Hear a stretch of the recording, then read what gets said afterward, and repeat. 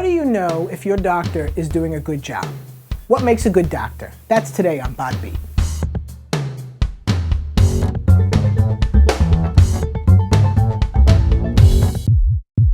Hi, I'm Dr. Loretta.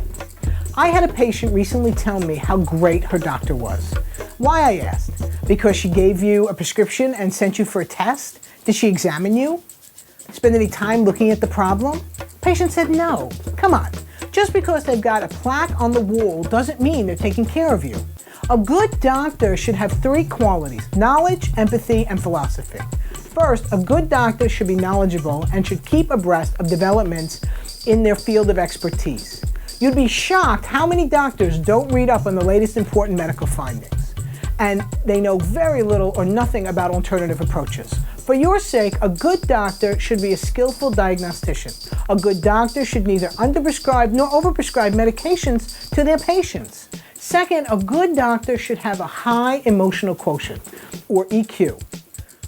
We've all been seen by a doctor with a cold as ice bedside manner. It doesn't cut it, does it? Dump them. During a medical crisis, the attitude of the doctor is key.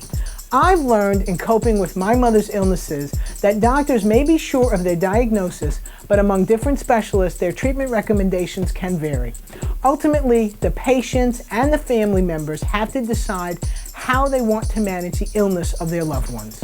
It is this time that a doctor's patient-focused sincerity in taking time to explain a patient's situation and options is crucial.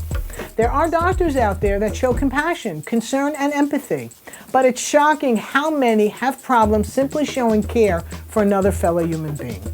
Some say medicine is so commercialized nowadays that doctors are forced to focus on financial considerations than noble ideals of service to humanity with honesty, integrity, and compassion.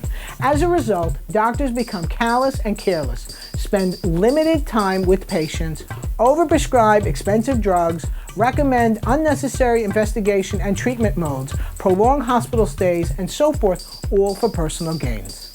If this commercialization ethos is a perceived threat to the profession, then a sincere, compassionate, caring, and empathetic doctor who spends significant time with patients and their families to explain to them the illness and the prognosis and attends to their fragile emotional states will be a doctor that makes a difference.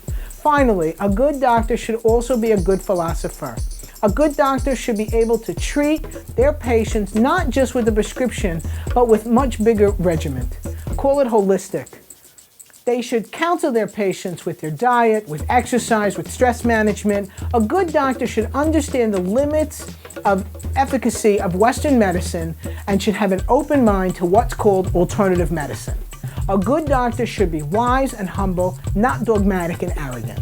Personally, I need a doctor who's clear and logical in thinking, warm and sincere heart, skilled in his or her hands, easy to reach in an emergency, empathetic in their communication patterns to restore in me a level of calm and confidence that makes me feel better.